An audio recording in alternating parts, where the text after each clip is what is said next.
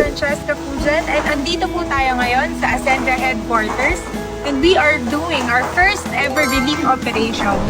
Ito po ang Pusong Ascendra. Andito po tayo hindi lang para sumuporta ng mga pangarap ng ating mga committed dreamers, but andito rin po tayo para magbigay ng safe space and support system sa mga kababayan natin na nangangailangan ng tulong, lalo na dito sa ngayong mabagyong panahon. Thank you! See you! Hi, hello. We are now here repacking relief goods for our kababayan na nasalanta ng bagyo. And we are here with our passionate leaders and distributors. You know, this is our little share for our kababayan na nasalanta, binaha. At in our own little way, ito po yung gusto namin ipabot sa inyo. And we want you to know that Ascendra really cares. Hindi lang yung kami partner sa pag-asenso, pero partner nyo rin kami sa pagbabago at pagtulong sa buhay. Thank you! Keep safe!